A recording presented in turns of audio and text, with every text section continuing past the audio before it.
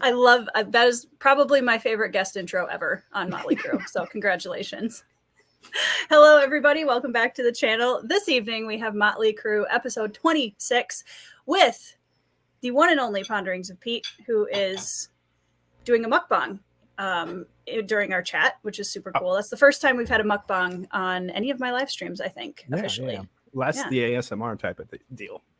Cool. Yeah. I don't know that. I feel like that's a different audience than the one that watches my, maybe not. Do you guys like ASMR in the chat? I do listen to some of it every once in a while, but I don't understand the whole, like, oh, you get tingles kind of. I don't understand that. That's fine. You're not. We're not going to talk about tingles. That's weird. We're off to a good start. Yeah, so, great Pete, start. I think that Kev actually had an excellent opener question here. What are you pondering this evening? Oh, that's great. Not much. I mean, the most recent stuff has been around Cicero, reading the Cicero trilogy, which has been very interesting. And it's really interesting considering what we were talking about right before the stream about. Yeah. Because it's interesting because Cicero as a politician is very interesting because he's very, at least where I'm at in the series, he's very much I want to preserve the Roman Republic, and I was definitely like he wants it to survive, and that's contrasted with some of the other people that a lot of people being bribed, but you still get like that mob mentality of people being very they want to be part of something, and fighting for survival is not the same as fighting for is like a completely different vibe than fighting for equality or something else. A cause, a cause versus survival. Survival is such a basic thing that you have to be super like you have to be like you have to be someone who's nope, that's not the way I want to say it. You have to be a very specific type of person to see survival as a worthy cause like that. Anita, that's entirely possible. It's very interesting, especially just everything that happened in the second book. And I found it surprising that Caesar being portrayed as a villain was not something that happened much elsewhere in other books, like in other Roman history books, or not history books, fiction books, Roman historical fiction. Because I was talking to Kyle about it. He's like, yeah, everybody else is very positive about Caesar. And like talking to Alan and Kyle and people about it, I'm like, I understand why, because like the Roman Republic was very, corrupt at that point in time. When Caesar stepped in and was like, let's do something different. But he was also like super, super ambitious. Right. And well, I remember reading Augustus last year.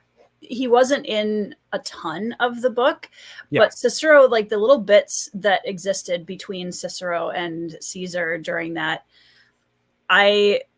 he was one of the side characters that I was like, this would be interesting to dig into his character a little bit more. Oh yeah, absolutely. He just seems intriguing, even from, Caesar's point of view, sort of.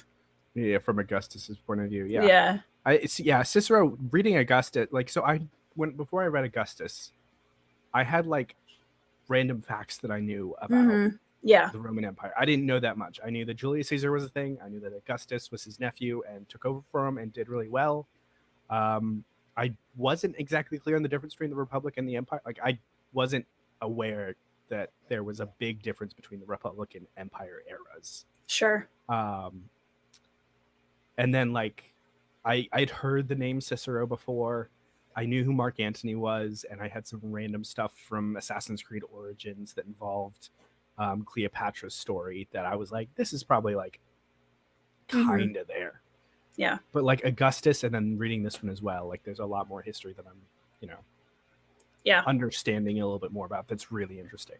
I knew a little bit of Roman history, a little bit from like books that I'd read in the past that kind of touched on brief moments in time. But yeah, after reading Augustus, I was like, I wasn't really interested in reading more about the Roman history eras, but now I kind of am after reading this.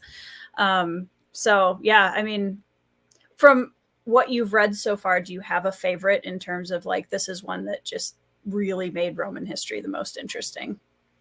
Like a favorite book or a favorite emperor? Yeah. I mean, Augustus was definitely the first one there. Mm-hmm. But I really love Lustrum, or Conspirata is the American name.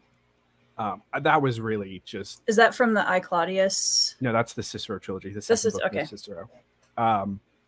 Robert Harris does a really good job of making it all interesting. And it's just... Part of this has to do with the fact that I'm becoming more and more interested in political fantasy as I got into BookTube and stuff like that. Like, that is a huge part of why this is fascinating to me, because this is like, hey, this is interesting to read real life stuff, because fact is stranger than fiction. Exactly. So hearing about how corrupt the Roman Republic is like, if I read this in a fantasy book, I'd be like, this is not how... This would never happen. People aren't like this. I mean... They are, but like, right. I wouldn't expect this thing to happen in the Roman Empire, Roman Republic. Like, what? Well, I think it's, when you just kind of get the overall history, flyby in whatever kind of schooling, if you have, world history, it's so shallow and surface level that it's hard to really understand the daily life and the, machinations of how all of these things moved around during the Roman Empire. And what I liked about Augustus is it brought that history back into reality for me, where I was like, wow, these are real people and they have like real things that they're dealing with, which I think sometimes in history, there's a little bit of a detachment from that that makes it difficult for us to relate, because we just think, oh, that was, how many thousand years ago. And people were probably different then. Spoiler alert. Nope. Yeah. So, Anitha wanted to know what are you currently reading? So I finished Lustrum. So right now I'm reading Wickwire Watch and Sailing to Serenity. And this is not your first. You've read a couple of GGK before that, right? I have read Brightness long ago, and that's it. Okay. So how's your intro to GGK going? It's good. I need to get into sailing because it's good, but it's kind of slow right now. And then Wickwire feels like a little slow. So I'm like, I need to read something. They're both kind of quick. Yeah. Red Rising. Just do a quick reread. Real quick. All right. Yeah. Yeah. Kyle was telling me I should reread all of Red Rising before Red God comes out, because I'm probably going to wait until Red God to read Lightbringer. Well, I mean, I'm going to be reading them and then continuing on. So that's basically what. That's the other thing I was waiting on. Is probably when you're done with Dark Age, just hop on to Lightbringer with you. Was the other thing like which comes first? It's happening. January I was all excited. I was like, I'm going to read this in January. I'm going to mood read this in January. Do a couple rereads, and then I realized how many buddy reads and read-alongs and book clubs I was doing, and I was like, oh shoot. Well, let's see how much we can get through. Because you do a lot of read-alongs and stuff too. Yeah, I do. Let's see here. How much of your like monthly reading do you think that takes up? I mean, it depends on the month. Like in the last few months of December last year, I said the last few months of December. That doesn't make sense. I don't have time like that. I mean, I followed. Yeah. Let's see here. Oh, actually, never mind. Technically every single book I read in December was a buddy read. All 4. That Bloodstones technically was, Hexologist wasn't, Recursion wasn't. It varies month to month, right? Like sometimes it's a lot, and then sometimes it's not that much. What really helps is having like spontaneous buddy reads out of anything. Like mood reading is something that I've admitted started to be like, I'm being a lot more mood reading nowadays. Like in the last 2 months, like October, November, I reread all of the Percy Jackson books randomly. Nice. Yeah. And like they were super quick, super fun, and really refreshing. Yep. And the nostalgia from that was great. Yeah, I read the first Harry Potter book in December, and also a bunch of manga, and that was kind of my like just cozy little nostalgia read. I hadn't read Harry Potter yet, so I was finally able to get through the first one, and hoping I have time to pick up number 2 pretty soon, but we'll see. I'm going to read Golden Sun first, because that's my priority reread right now. Mm-hmm. Do you reread Red Rising already, or are you skipping that one? I did. It was like in 2022, but I did, yes. Slightly recently. Yeah, sort of. It seems like 2022 should have been a lot less far away than it is. Yeah. I mean, That's 2020 weird. was just last year anyways, because time stopped once the pandemic hit. So exactly. Like the last 3 years were just all 1 year, kind of. Exactly. Really long one. Yeah. Let's see. I am reading. What am I reading right now? I am reading slowly Court of Broken Knives by Anna Smith Spark and Priest of Crowns, which is book 4 in the War for the Rose Throne. Mm-hmm. And what's the other thing? Oh, I'm currently working my way through the rest of Spy Family. I have one more before I run out of what my library has. So that's kind of where I'm at right now. I'm hoping to start reading Golden Sun this next week if I can manage it. That would be great. You know, I didn't even realize this until just now. High five, beanies. Gotta have it. Somehow I feel like this means that Kev will be reading Cicero. Yeah, Kev is definitely going to read Cicero. He'll love it. Couldn't pay me enough to read it, is reading it like a month later. No, have you finished? Okay. No, I'm still only like 3 chapters in. I have Sailing to Sarantium, and I also have Tigana. I'm not going to start with Tigana because I've had quite a few people tell me it's good, but don't start with it. And I was like, okay. I'm kind of going back and forth between whether I want to start with Sarantium or Lions of Al-Rasan, because I know that one's a really good intro point as well. Yeah, so this is what I've heard, and Kyle or Jake or somebody will have to correct me, but like I heard a lot about Tigana and Al-Rasan, but there were some things that were in both of them that I was like, this makes me less interested to read them. And they're not like things about the plot, they're like just weird things that happen. Sure. Yeah. And I was like, I'm not Shogun chapter 40 type of things. Probably. Yeah, what Alan is saying. Thanks, Alan, for clarifying. And so I was like, that put me off for like 2 years. And then a few months ago, I was listening to Jake Bishop talk about, GGK as he does. And I'm like, what's the like least normie place to start with GGK? like what's the hipster place to start? And he thought about it for a second. He's like, Brightness Long Ago is the place to start that's not normal. But is that one of his older? Is that an older or newer? I have no idea. I just know that it was really good, and Jake was like, read this, and then a few months after that, what happened was 2019. Jake, okay, so newer. So it's newer. So Jake, Kyle, and Evie were doing a buddy read, and I heard whispers about this, and I'm like, hey, let me in. And we read it. It was great. Yeah.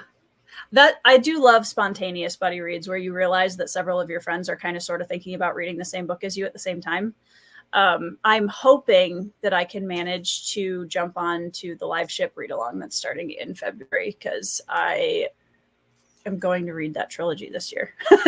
Yeah, it's gonna happen. Live ship. So Alan, if this is a good entry point, like what did you really like about Tigana? Everything except the one thing. The one thing. Yeah, I've heard from a lot of people that Tigana is really good. I've just had a couple of people say, hey, these are a couple of better like entry points if you don't want to start with Tigana. And I was like, all right. Brightness Long Ago was very good. Was it? It was like a standalone? Yeah. Cool. Nice. Yeah. So it's part of the pseudo history, the historical fiction adjacent fantasy thing. Okay. Historical things, what do you call it? Yeah. And yeah, it happens around the time of the fall of Byzantium slash Byzantium.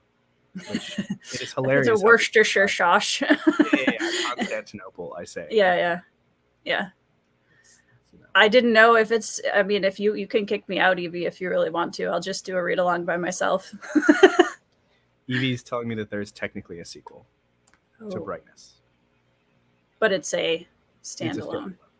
there's a lot of different POVs. I can see that there's probably a sequel somewhere. Like, if you just take one of those POVs and follow it afterwards, like that, Sure, yeah. But like, it's a complete story. Like, it's very much closed circuit.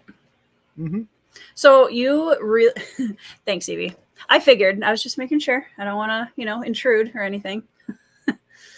I was going to ask you a question, and then I got sidetracked, and now my brain's like, you don't know anything.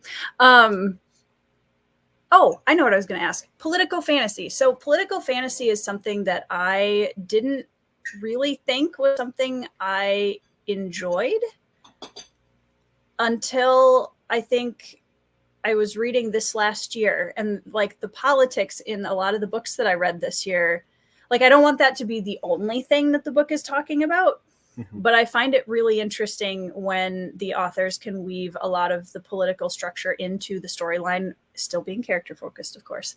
But I'm curious from your perspective as somebody who's like really into political fantasy, what are some of the best ones, and also what draws you into that?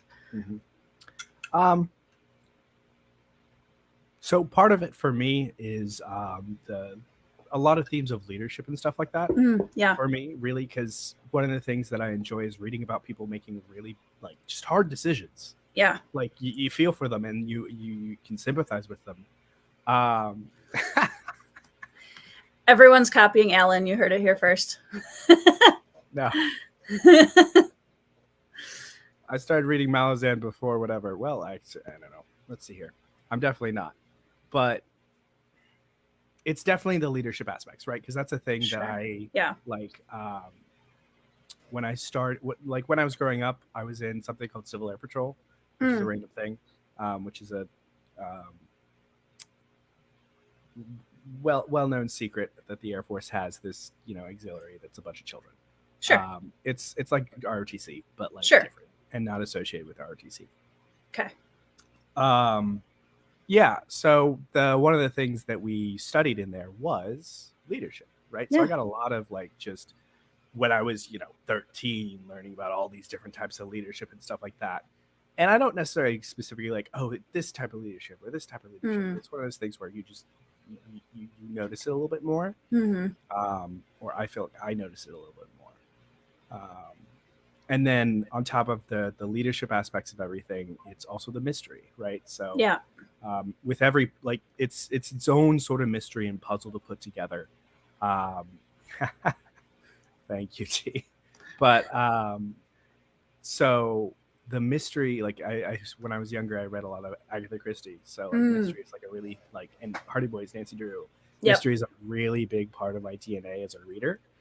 So anything, whether it's like, that's how I approach world building, and that's why I love political fantasies. There tends to be these huge conspiracies and mysteries and stuff surrounding them that really fascinate me. So just figuring things out is what I love to do. Yeah, I didn't really think of it as having like a mystery aspect, but it really does. So since we're here. Absolutely. Like this is one of the big ones that I was going to talk about. Like, firstly, LPQ. Like, Lellon Price Quartet is really good as a character-focused political fantasy where you like, it's very much focused on these characters making these decisions that are hard decisions and failing or not failing and the consequences of those decisions. And like that, if you really want to distill what I love about political fantasy, LPQ is a really good one for that. Yeah. And then Dandelion is also an excellent one. Like, Dandelion is my favorite series of all time. Nice. Like, there's so many good what's the word?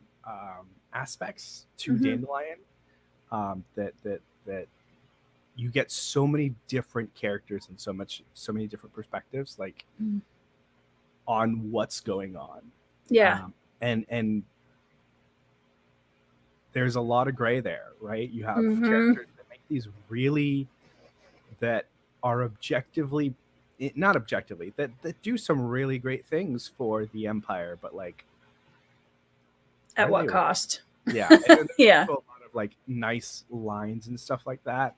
Like in one of the books, they talk about this is a random side story basically in Grace of Kings, where this one guy just brings in horses to he brings in horses to the court, and he's like, guys, this is a deer, and then he executes anybody that says it's a horse.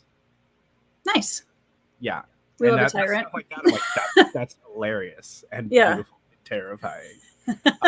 The fact that certain human beings have that kind of power is just mind-blowing to me. And people definitely have that capacity to do that. Yeah. As well. That's definitely happened in history as well. Oh, yeah. Something like that. I can. Yeah. And then, like, you have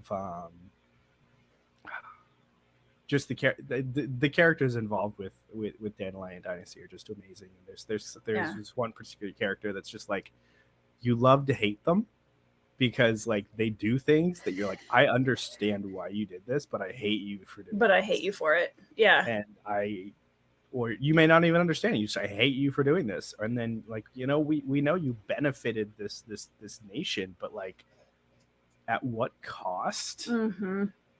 Yeah. And I think that's something that I've noticed, that when a lot of people talk about morally gray characters, I'll get there, Anitha.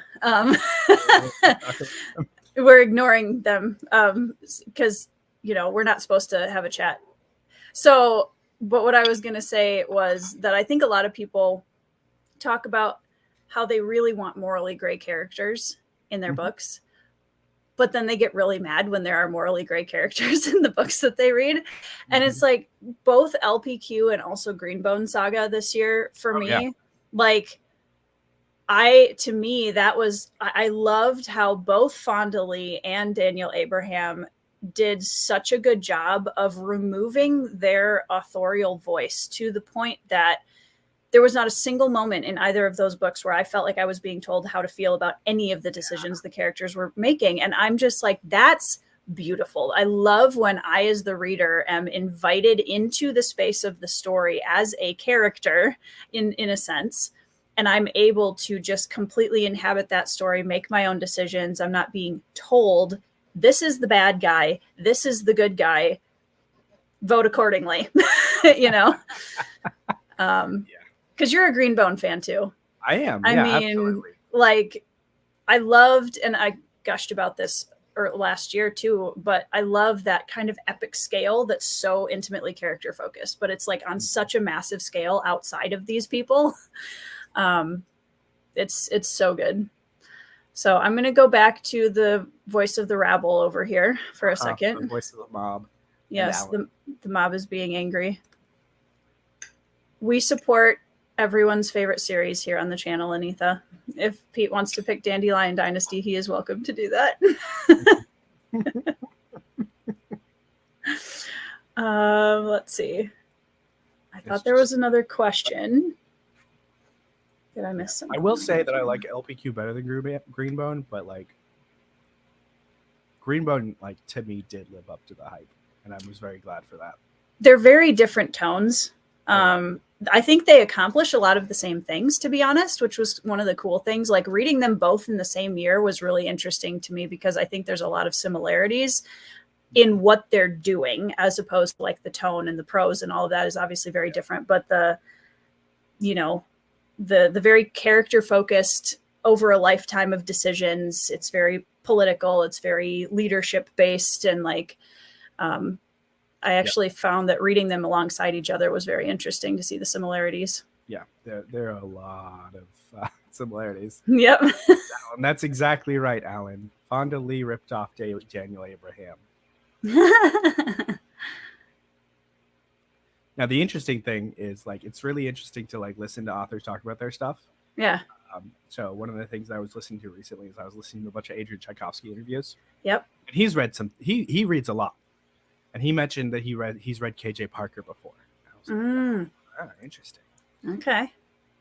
And then I start seeing similar concepts in City Last Chances and House of Open Wounds. I'm like, why does this? I mean, it's probably not like a unique thing. So in Engineer Surgery, you have this Mezzantine Empire who has the specifications, and this is their version of perfect. These are the things that are perfect and can't be changed. Specifications of how people live, of how mostly how machines are made. And then you have a similar empire, but more colonialist. Imperialism? Yeah, more imperialist. Called the Palacenes, who they just like, perfection. We're trying to bring perfection to the world. And they're ruled by the temporary commissions of ends and means. And then in the Byzantine Empire, their council for war is called the something of necessary evil. Like there's so many vibes that are so similar. Yeah. What? I'm trying. I'm hoping that this next year I can try a KJ Parker novel. That's he's on my I'd like to read in 2024 list. I have 16 Ways to Defend a Walled City, which I thought was really funny when I got it, because I was like, Alan loves KJ Parker. I'm going to get this book and I'm going to read it. And of course, that's like the one that Alan hasn't read. Yeah. But it's fine. So I am excited to maybe read a KJ Parker book before Alan does, as my first KJ Parker. Because then I'm not copying Alan. Exactly. You know? Right? And I'm trying to avoid that as much as possible. You're being hipster about KJ Parker, more hipster than Alan. That's right. Because you're reading something before Alan, before the hipster. Hey, Ryan. Evie, next month, all right? Hey, Chadia. Bingo next cards, month. Everyone. I feel like you should change your handle on YouTube, Evie, from She Was Only Evie to She Was Only Spear Cuts Through Water. I feel like that should be your handle. Evie Cuts Through Water. Evie Cuts Through Water. Yeah. I was thinking Spear Cuts Through Evie, but that's a little weird. Morbid. I don't think they're the same at all, Anitha. They're not. They're so incredibly different in tone and prose and everything. But if you look at the like super big picture, family making decisions over a lifetime and how that affects the world and around them and the country that they live in, there's a lot of similarities in that way. Yeah. I like there's a little bit more of a push and pull between Ota and Mati throughout LPQ. Yes. It isn't there in Jade City. Like they're more adversarial in Greenbone. The two main factions, and then you only get one person. It was like if Ota and Mati were genuine enemies. Yep. And then you only got Ota's perspective. But like even that's not a good comparison, because Ait Mata is nothing like Mati, and neither any of the Greenbones that we follow in the siblings are nothing like Ota. Like, I mean, Lon, I was going to say, I'm trying to figure out how much I can say without spoilering for people that haven't read it. But I think in the beginning of Jade City, I can see the potential for a lot of push and pull between Hilo and Lon. Mm-hmm. Yeah. And then Lon is similar to Ota at some points in his story. Yes. Yeah, I can see that for sure. The insecurity that Lon exhibits. Yep. But they react differently. They do. Yep. And of course, Shay just like going off and doing her own thing and then coming back. That's Ota 100%. Yeah. So Shay is Ota. Those two are more similar. What if Hilo, Lon, and Shay are all Ota? Together. Yeah. Because Ota is just that much more complex. where is Hilo within Ota? That's the real question. I don't know about that one. Yeah, that's he's not as brash. Mm-mm. Maybe Mati. Well, and let's be real, Ota is not a warrior. he's just not. he's kind of awful at it, actually. So they're maybe Hilo. Our guys confirmed. Yeah, they're sort of. Now I'm like sitting here looking at. Well, I mean, honestly, I see more of Hilo in like Aya, maybe a little bit. I mean, not the same, but there's a little bit more of that. Idealistic. Oh, for sure. But she's also just like, I'm going to go do this because that's what I'm going to do. Anissa. Anita hates Hilo over here. Oh man, you guys. You know, I'm not going to disagree with this sentiment necessarily, but also Hilo, for me at least, was definitely the most compelling character throughout the 3 books. I mean, let's just say this: there's a little bit of Hilo in all of us. Yeah, I don't know if that's a compliment, but Lon is still my favorite character in the entire Greenbone Saga period. And I have read Jade Shards and Jade Setter of Janloon. I read them both in a span of like 24 hours after finishing Greenbone Saga, because I was like, I need more of this.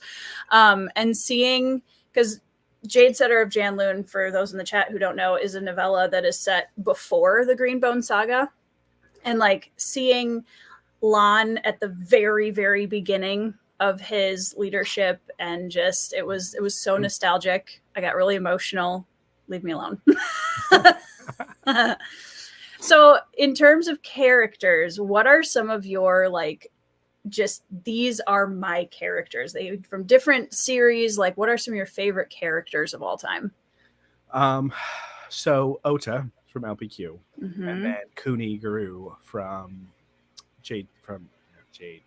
Dandelion Dynasty. I was gonna say I don't remember that one. No. Kuni Guru's in Dandelion. He is amazing. Starts out as this just drunk young dude in a tavern, and then it goes from there. We love that. They're there. Other characters that I really love, like, that's hard to say. I wouldn't say Vines is my favorite, even my favorite Discworld character, sadly, Alan, because I'm not copying you. I would say, surprisingly, gosh, if we're talking Discworld, Moist Von Lipwig is pretty iconic, and I enjoy me like Moist I've read. It's great. I've read Guards now, and I have a favorite Discworld character after one book. We'll see if it stays as I read more. I am the biggest Carrot fan. I love Carrot so much. I like literally the first page he was on, I was like, I'm adopting you. Like that was it. Carrot is great. I love Carrot. It was so Alan, good. Vimes was good too. Vimes was good too. Vimes is very great. Very good character. Yeah. But if we're talking KJ Parker, that's hard because everybody's terrible. Yeah, that's why I struggle saying that Hilo is my favorite character in the Greenbone Saga, because I'm like, he's the most compelling and the one that I related to the most often, which I don't know what that says about me, but also I'll edit that out of this live stream. Anyways, but I also like wanted to literally reach through the book pages and punch him in the face so many times. And I was like, I hate this. I hate that you're doing this. I understand based on your personality why you are doing this, but I mean, stop it. Yeah. I don't understand anyone who would like Mata so much, though. Alan. So that's all I'm going to say about that. I'm not surprised that Alan would like Mata, even from the first book. Well, he's only read the first book, right? Yes. Yeah. He Alan can confirm, but yeah. She takes control. This also does not surprise me at all. Not at all. No. Christina and I will collectively adopt Carrot. Yeah, you guys should like keep reading. I don't know how many Alan, how many Discworld books has in the Watch series has Christina read? It's like you guys should. There's 3 or 4. I think there's 5. 5? Oh. You told me you liked Mata on Voxer a while ago. Oh. Okay then. I mean, I don't like her either. So she's read 3. Yeah, Jingo is... Okay, Jingo is the 4th one. Night Watch is the 3rd one? No, I thought Night Watch was 4th. Yeah, she's the mountain lady, Alan. There's definitely 5, because there's Night Watch, Men-at-Arms, Guards, Men-at-Arms, Night Watch, Jingo... Night Watch is 6. Look, this is why. I mean, Terry Pratchett wrote a lot of books. It's true. Yeah. It's really weird to like see like when like in I think Goodreads.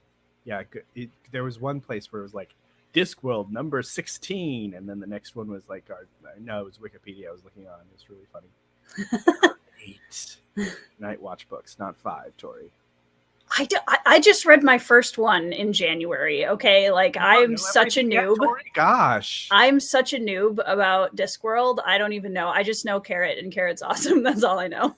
Tori, you should have memorized every extra book fact by now.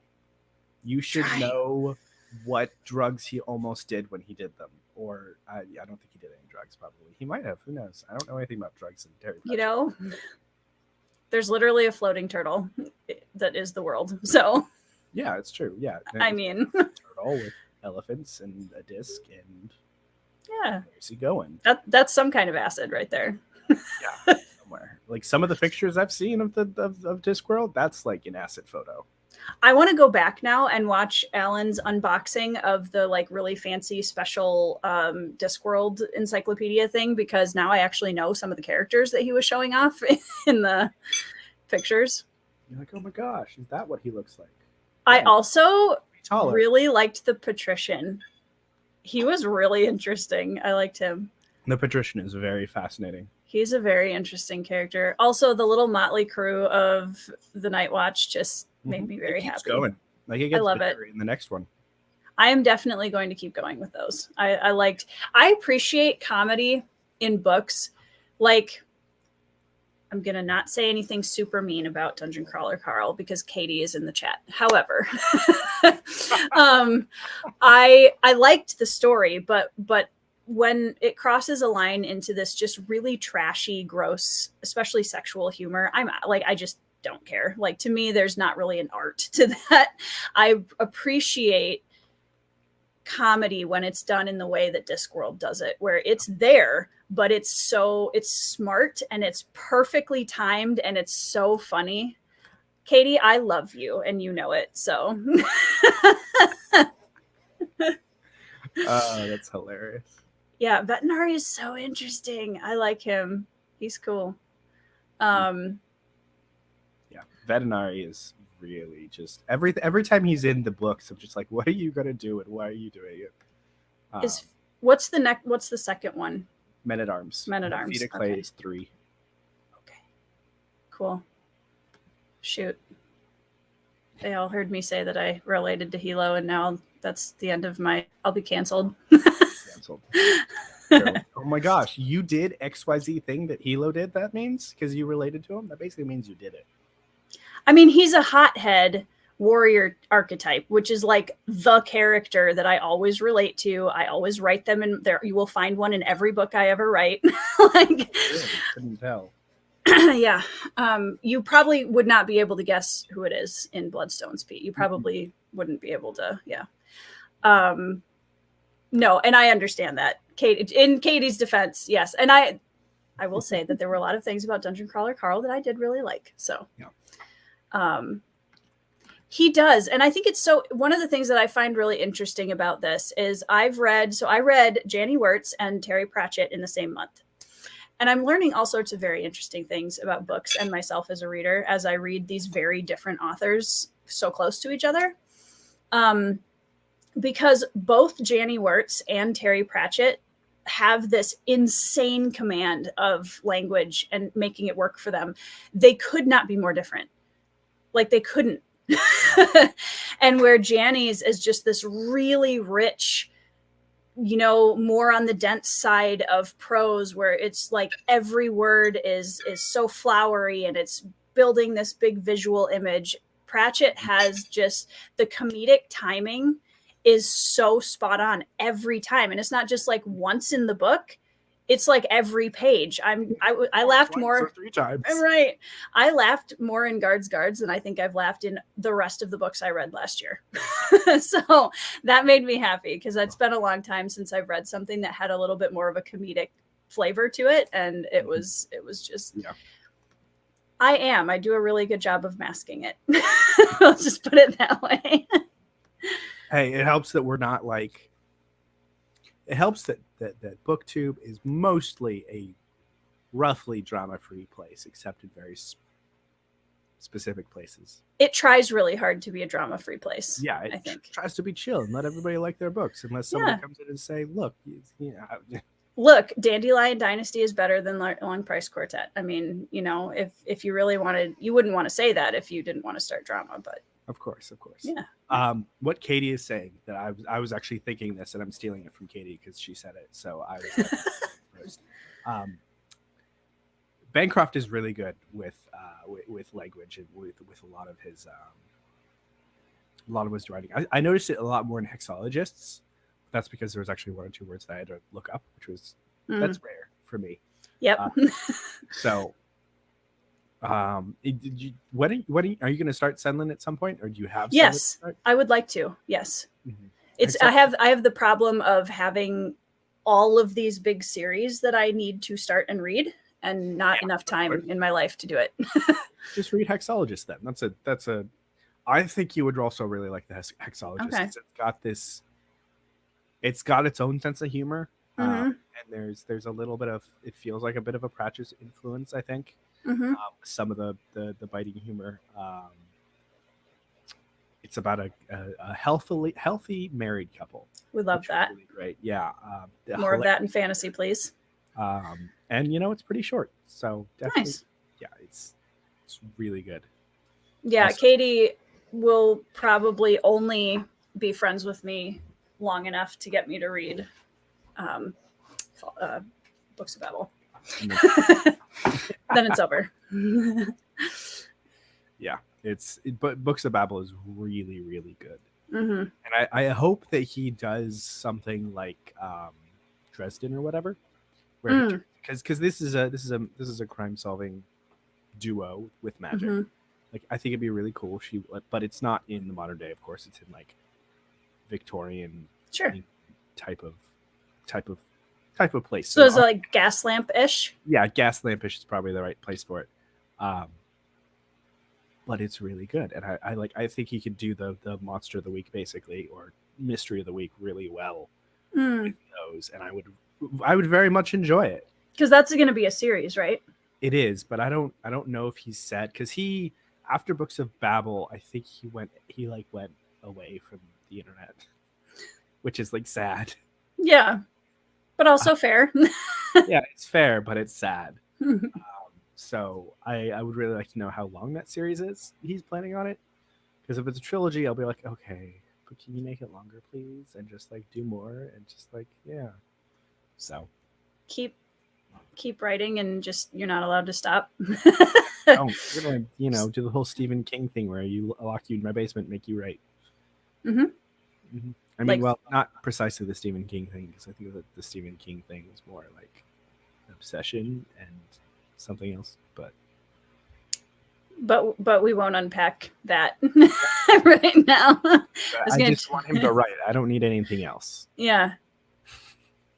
I'm curious, because I have not read Books of Babel, and I know that Alan is trying to start drama with Katie at the moment. However, I'm curious for you where you landed on that 4th book, because I know Books of Babel book 4 is kind of controversial in terms of whether people like it or not.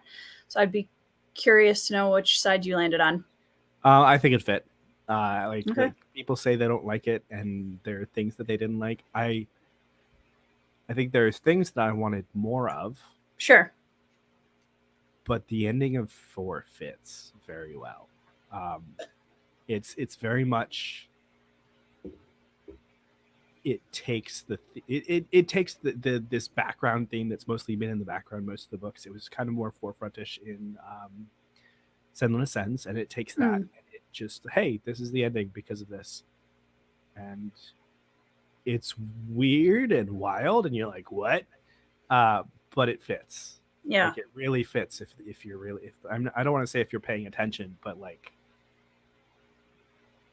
if you really understand the books, but to me it fits very well. So I think I've been a little, I'm gonna read them, but I think I always get a little nervous when people talk about, oh man, if you're like all the details, and because I'm immediately like, I'm probably gonna miss 90% of it. So like, am I still going to figure it out, or am I just going to be really confused at the end of the books? I don't like. It's entirely possible you could be slightly confused, but I don't think it's like something that is really, really hard. It's always a possibility. It's not something that's hard to miss to me. Okay, yeah. It's. I read Gene Wolfe and now I'm scarred for life. So yeah, I don't think it's anything like whatever, but like it's yeah. Cool. It's like you read it. To me, it was like I read it and I was like, wow, that's crazy. I don't know if I expected that, but that makes sense. Yeah. It's yeah.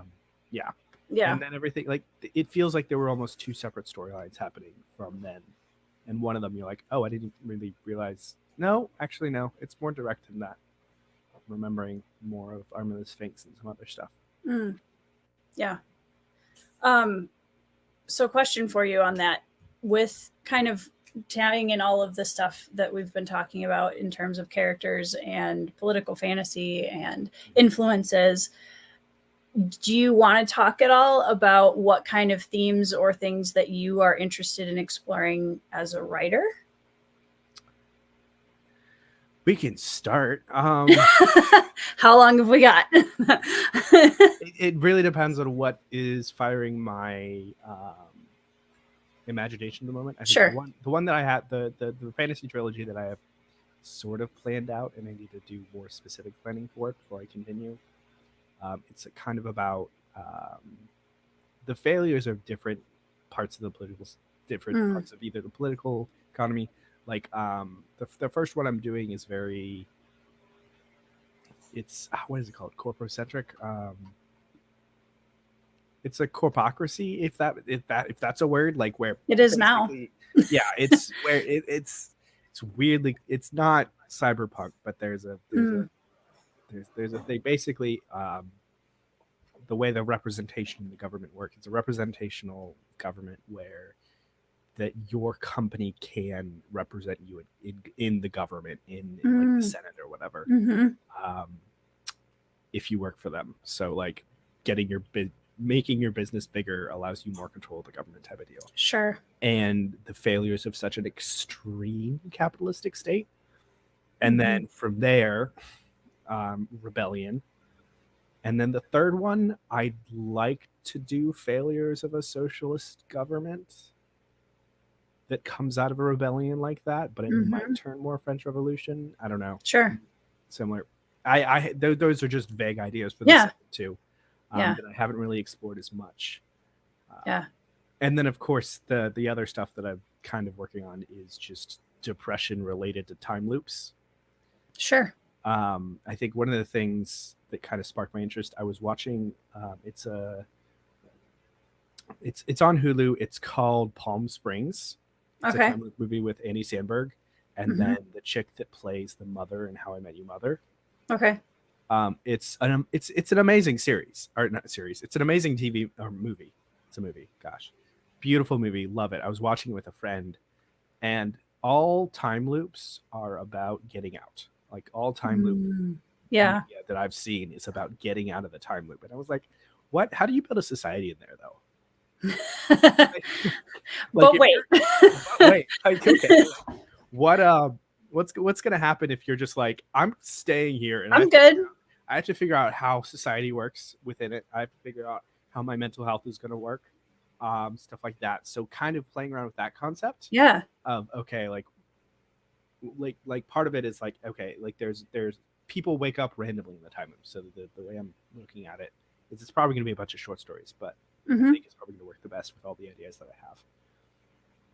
But like how individuals handle the mental health side of things with being in a time loop with no hope for getting out, that is. And then also how people build a society within it is kind of where I want to go with it. Yeah, so I did jump to a few, like it was a long conversation I had with my friend Alethea. We started like because my ideal, like we were talking about, basically it started with like what will we do if we were in a time loop? I'm like, I'm just gonna go study. Like, I have all the time in the world. I'm gonna go learn some stuff because it doesn't matter. And of course the first issue that you'd have to do is you'd have to study memory, because you'd have to figure out, because if everything's impermanent, you have to see if you can beef up your memory. right? How memory interacts, because memory in the human body is an interesting thing. So like, how do you make it so you can remember everything that you read? So there's a little bit of the themes of immortality there. There's a lot of like, whether you're reading like Malazan and some other stuff that talk about like just like, or Sanderson to a certain extent, that talk about like how people change as they're immortal, because you're essentially immortal, and memory is the biggest thing that I feel like people touch on it, but they don't really explore it when it comes to immortality. So it tends to be connected to some things. So you're kind of merging into a, like, would it be more of a sci-fi-esque then? It'll be more because it's going to be set in this world roughly. Basically in modern day, there's going to be at least one Waffle House. Yes. yeah. One of the things that I was thinking about was like, okay, cool. Can I just build a Waffle House fight that happens every day? Like, that's going to be great. That's fun. So it's almost like a socio-political psychological thriller. Maybe we'll see. Some of it. Yeah. Some of it. I have. I definitely have things in there that will hurt people. I mean, I'd be disappointed if you didn't, honestly. That's what we're here for. We're here to have people scream at me for why I hurt their feelings, because I know. I put down a book and I'm like, well, that didn't hurt. Yeah. 0 stars. Yeah, right. It is like Groundhog Day, but like, imagine if Groundhog Day had no escape. Like, there is no perfect day. Like, there will be people, like, one of the concepts is like, one of the people is somebody who thinks there's a perfect day, right? And then I also do want to dive into some more religious themes as well, like different type. I can already think of like 2 or 3 different types of Christians, how they would react to that. And I really want to delve into like something that has basically dive into a religion that has reincarnation and try to explore. And I'd have to talk to a bunch of people about that basically, but I think that'd be really interesting to see how somebody that believes in reincarnation would react to a time loop. Right. And it probably would depend on the religion, but I want to do at least one person that would do that, because Christianity is my experience. But yeah. Well, I think it's funny because I think a lot of stuff like a time loop, people oftentimes will delve into, oh, this is a cool like story element and we're going to use it for this kind of catalyst or whatever.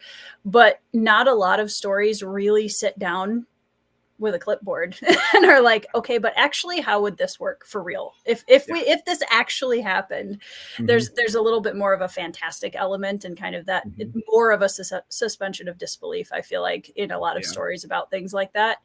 Whereas what I love about the sounds of this is that it's a really practical, like, no, but actually. But what would you do? Like, there's one of the other things I want to do is I want to have like a bunch of scientists. And like, if I was a scientist trying to figure out how to get out, I think one of the first things I would do is figure out how to access as many email servers in the world of other scientists, and just send out an email every day, every morning. First thing you do, send out an email and have it and figure out who's awake within the time loop. Right. So basically, like, it'll be a chronicle as well. Every morning it'll be one day more. And that'll be like the sign to the person that's in the loop that like, okay, something's happening. Something's happening. I am reliving. I'm not crazy, right? Because it's just like a lighthouse in the distance. Like, hey, talk to me. I'll help you out with this, and then we can figure this out. But of course, there's no escape, and whatever. Yeah. There will be people that will. There will be no science. So there will be no science behind the time loop. Like, I think the concept I have right now is a bomb goes off and then everybody resets. Yeah. That's what it is. I'm definitely in the camp of people who, like, when it comes to magic systems or science or that kind of stuff, I have a much higher suspension of disbelief, because I'm like, just doing it. It's fine. Sure. Yeah. Yeah. I mean, I might like, well, the thing is with the science behind the time loop is I'm not going to really delve into it, because I'm an accountant. Right. You have to be able to write within the limitations of what you know to some degree. I'll probably do some research in the theory behind it. Oh yeah. But I don't really want to delve into, like, the focus isn't the time loop. Right. The focus isn't like the like, even when I'm doing with like, even if I do a story with the scientists, it'll be about their desire to get out and the emotional and mental toll that it takes more than it is about the science that they're doing. Right. Yeah. So that was a choice that I made when I was writing Phase 2, because I've had several people that have read it have made the comment like, oh, I would have loved to see more of the world and more of how this works and how that works. And it was like, it's not that those things aren't necessarily there in the background that I sort of kind of know, but you know, when you're dealing with a storyline that has two characters that are essentially caged in a very small bubble for a very large portion of their lives, it would be a little weird if I was like, and then over in this nation, like, here's what was happening over there, because they don't know, like, you know, so trying to keep it focused on what do the characters know, because if I start dropping a whole bunch of information that these characters would have no way of knowing, that kind of, for me, defeats the purpose of character focus. Yeah. So I've seen that happen in books before, and I'm like, look, I know you love your world, bud, but you're breaking my immersion a little bit when you're just like, hi, here is 3 things about this city that this character has never been to. Mm-hmm. Yeah. And the narrative framing doesn't support it either. Well, and I mean, I have like a general idea of how werewolfism started in the world of Phased, but I don't know how much I'm going to be like, okay, guys, here's the actual like scientific process of how this all started and where we're at. And because that's not the point. Yeah. Yeah. I mean, the way, I mean, you could do that if you wanted. You could do like just have one of the villains be a uber scientist that, you know, likes to wax eloquently when your heroes are chained to a wall or something. I mean, that is basically Dr. Carrington. So close. Yeah, true. A little bit. No, Phased takes place in our world. Yeah, it is not a secondary world. Yeah, that's kind of like the vibe that you're going with Phase is kind of like where I'm at with the time. Mm-hmm. It's like it's going to take its place in some miscellaneous. It's kind of timeless. Yeah, where it's modern our world, and that's about as like, you know, specific as I get. Yeah. Which honestly, for me at least, that's I think the only way that I would want to write in our world, because I'm not a historical fiction writer to the point where I want to make sure every little detail is accurate, because otherwise somebody is going to be like, actually. I'm like, I can just say, well, I didn't exactly say when it was. Exactly. It's a lot easier. It's not the point. There are schools. There are chain link fences, which says something about the technology. There are security cameras. Exactly. Yep. And cell phones. They are texting each other. So I didn't say what kind of phone they had. Yeah, and there's something about the value of that makes it more timeless to a certain extent, because the technology that you're describing will be somewhat ubiquitous for a wide variety of people. Right. Even for time to come, until we have rapid changes in how we deal with certain pieces or how we interact with certain pieces of technology. Yeah. So, yeah. But that's also an interesting point that I've thought about in relation to like KJ Parker, when you're talking about how historical fiction has like there is a bigger, what's the word? There's a bigger piece of accountability with historical fiction, with straight historical fiction, that like, when I think about how I would describe, like, one of the big things is like, why isn't KJ Parker just historical fiction, right? Like The Hammer reads kind of like it should be like Australian history of a very certain thing. I don't know if like the specific piece of Australian history is like what KJ Parker wrote, but I don't know. But could he have taken real life events and real life countries and put them here? And like, even in the Engineer trilogy, I'm sure you can find some proxies in the real world. Oh, sure. But he didn't, because he wanted very specific events to happen in a very specific way.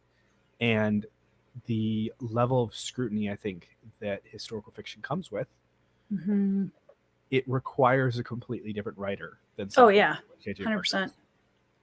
Because it does require so much more research. And I don't want to say that like, he wrote it he wrote it as a fantasy book because he didn't want to do the work. It's just, no, that's not how he thought. No, I would say, and I'm sure, I've talked to so many fantasy authors at this point that I know a lot of them have had the same experience. We do a lot of research for these books, surprisingly enough. It's just like, it's not specific to a era of time necessarily. It's more about cultures and more about, random life things. And, all of us to some degree have had I really hope the FBI never looks up my search history when you're writing fantasy and you're just like, I can't believe I'm searching for this right now. Like, how long does it take for a body to decompose in water? Like, that was what I had to do for Bloodstones. So like, there's so many things like that there's a lot of research that goes into it, but then we're allowed to, kind of skirt around the specific time period things that need to be accurate. Something completely different. Right. One thing I would point to actually is Shadows of the Yap by Adrian Tchaikovsky. The narrative that takes place is remarkably like World War I and World War II. But the world would, because of the things that he created, the way the Kindin interact, the way the Kindin are, the world if you go back in time and place that into history would have evolved completely differently. Sure. And knowing Tchaikovsky, he would have legitimately done it differently if he had said it in our world, but with certain fantasy things. But it's still, there's similarities to some of what has happened in history, but there's also a flexibility that he gets. And it's just not, when it comes down to it, it's not how fantasy writers think. Like, they think of the story first. And I feel like with historical fiction, you have to be obsessed with the story first. You have to be told bits and pieces of the story first and be like, okay, here. And I feel like if fantasy writers were forced to write historical fiction, that they would end up having to dive through history to figure out where their story fit, right? Instead of find just the pockets the world around the story. And that's like completely different, like a completely different process. It's a completely different brain space, I would think, because you're forcing yourself to be aware of a very different set of things while you're writing, rules and constraints, right? And like Evie just said too, like I think that's where the research is similar between historical fiction and fantasy is, like a dead body facts are going to be the same whether you are in a real world historical time period or in a fantasy world. So those kinds of things, as they're human, right? Let's keep it super basic for this particular example, because we could be here all night. For human bodies, unless you know what I'm trying to say, unless you have a magic system that negates all of that, and we could totally shred that in about 5 seconds. If the humans actually breathe a different type of combination of gases and that's getting too sciencey for me. I think too, like I have a story that someday I'm going to write that is actually a historical fiction that is also partially a biography of my great aunt, who grew up in a large family that was all split up and taken to an orphanage here in Minnesota. And her whole family and her life story is just like, I've actually been in the orphanage that she grew up in, and I've read memoirs of people who lived there as children. And it's like one of those, the reality is stranger than fiction things. And I really want to write her story because I grew up knowing her when she was like 70, 80 years old, and we used to visit her all the time. And she was just an incredible woman. So at some point, I'm going to be doing a lot of, okay, what was Minnesota like at this point in the 1900s? And, but I also want to focus mostly on the character. Like, I'm not going to bog it down with a whole bunch of historical details just to have them in there. So, because I tend to find the big picture parts of stories where I'm like, okay, so this story is about a child who had to grow up too soon. Really, that's what this is about. And like, that can be set anywhere. Like, you can literally do anything with that. And I think as long as you have that kind of here's what the big picture of what this is about, then it's yeah. I think a lot of my stories are about that, actually, now that I think about it. I'm in therapy, it's okay. See, exactly, Brian. I keep telling Brian he needs to write a book. He says he'll never write a book, and I think don't say never. Don't say never. Mm-hmm. Looking up nuclear stuff all the time. Oh yeah. That's an interesting question too. Like, what do you think of the idea of a fantasy story being historically accurate or authentic? I think there's a lot more wiggle room. What is he saying? What happened? I don't know. I think we're good. I think we're still live. Yeah, we're still live. It's still on YouTube for me too. Anyways, okay. Cool. I see what happened. I'm like, oh. What happened? I mean, you can still hear me. I can still hear you, so we're fine. It'll go up somehow. So thinking of a fantasy story as historically accurate or authentic, technically impossible. But also, if somebody says something wasn't historically accurate, that means that the story broke their suspension of disbelief. It's more than anything. It's more about like. Oh, he was asking about the growing. Oh, I see. I will answer that question after this. Yeah. Yeah, but it's a lot of it's about suspension of disbelief, or maybe the author had too many holes in their world building. Like there are things that I've seen before where it's just like, typically in history there might be like, okay, if XYZ happens, usually there's a cause of XYZ, and if that's not there, sometimes that might break people's suspension of disbelief. Like if magically they have planes but they have no knowledge of electricity, somebody might want to have a little bit more like knowledge about why they have planes and how they're powered, or like what kind of powers them at least, or something. Yeah. Just because then you have to give them something like, this works because it doesn't matter if it would never actually work that way. But if you say, here's the steps that we got here, that helps. Yeah. If you kind of logically lay it out a little bit, then it can be not historically accurate, but it won't break their suspension of disbelief. Right. Yeah. Exactly. Yeah, because magic. That's all. Because magic. Exactly. Historical fantasy is something that I find really interesting. I just read Daughter of the Forest by Juliette Marillier, and that is very heavily historical fantasy. And it has like also some very, very heavy fairy tale element to it, which is very cool.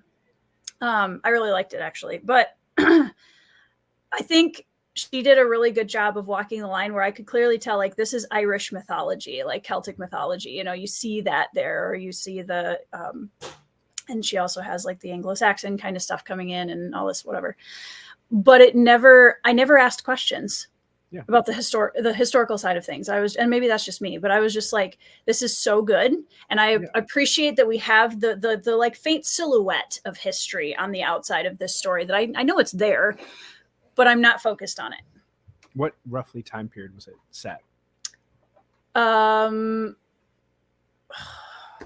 like I was literally about to make a joke, was like somebody overanalyzing that would just be like, but does the IRA exist? I think it's kind of during a time period when the Brits were starting to take over a lot of the a lot of the like Irish and Scottish kind of peoples, kind of at the early forefront of that. So annoying time. I can't give you a century or a decade, or not decade, century. My brain's all over the place, but it was kind of around that time. What Mike said is very accurate. And then what Alethea is saying about I should talk about Declarations of the Rights of Magicians, because this is probably one of my favorites from last year. Bingo card. Declarations of the Rights of Magicians is very interesting if you talk about historical accuracy, because I actually was looking at some 1-star Goodreads reviewers, and that was very interesting. And one of them was from somebody who was very well, was basically a historian. They hated it. Sure. Because there were so many, because it's a modern fantasy book, that is it's a duology, and it covers such a large breadth of time with the French Revolution and then the Napoleonic Wars that some of the historical accuracy was kind of muddled. Yeah, it was a little muddled. Yeah, for the sake of the plot. And then one of the it wasn't necessarily muddled, it was oversimplified, right? Sure. When I'm looking at the history of the Haitian Revolution based and then comparing it to the story that was told in the books, it was a heck of a lot more complicated than what was shown in the books. And I'm like, okay, that makes sense. Like, I didn't hate that it was oversimplified. She was telling the story she wanted to tell, right? And then the addition of the characters and the magic system and just the magic within the world was very interesting. And I think she made appropriate changes, but it's also like it wasn't precisely historically accurate because of the limitations of not wanting to write 4 thick books detailing. Right. Yeah, there was probably more story that could be told if she had wanted to make it more complicated, like it was. But it almost would have lost the thread of the story she was trying to tell. Right. That wouldn't have been the focus anymore. Yeah. Yeah. So it was very good. I really liked it. The bromance between Wilberforce and William Pitt was great. We love a bromance. I'm actually going to read the first Fafhrd and the Grey Mouser book in February with Matt from Matt on Books, because he's been bugging me. I told him I would read it with him like a year ago, so I'm getting there. But I'm really excited about that because he had told me if since I'm a big fan of Locke and Jean from Lies of Locke Lamora, he was like, you need to read Fafhrd and the Grey Mouser, if that's like, or the Royce and Hadrian. They're kind of the predecessor to all of those famous fantasy bromances. Nice. I'm very excited about it. It's going to be fun. Yeah, I got to put that on the list, the eventually list. Yeah, so I have the this is the cover is something. It's something. What is that face? It's something. This is a classic fantasy cover right here. It looks like he doesn't want to have his picture taken. He doesn't. No, and then we've got a photo bomber in the back. Yeah, exactly. Yeah. But this has the 3 first. My lighting isn't going to be very helpful. The 3 first books in here. So like bind up. We do. So the first book is literally that long. Nice. Yeah. I love the Black Company books are like 200 pages in their bind-ups. It's great. Love that.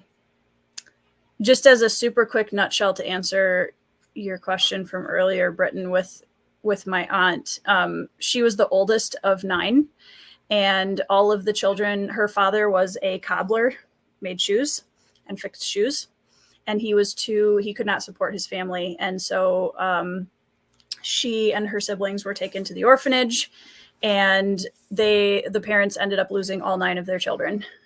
They were all taken, and they were all split up. So they were a pretty big range of ages, and some of them were adopted out. Some of them literally aged out of the system through foster homes. And that was my great aunt that was the oldest, basically was slave labor through a whole bunch of different foster homes before she aged out. Yikes. And her mother, after losing all of her children, like her youngest twins were taken away at like, I can't remember if it was like 2 weeks old or something ridiculous like that. She was then sent, the mother was then sent to a asylum in up north. And we actually have the hospital records from her and all of the things that she went through. And what was really beautiful is, we didn't know this, but as my mom and I were reading through these medical records for the mother of these children that were all separated, we found a record that my Aunt Dorothy, who was the oldest, actually as an adult went and visited her mother at the asylum every year for like until her mom passed away. Like she was there every year.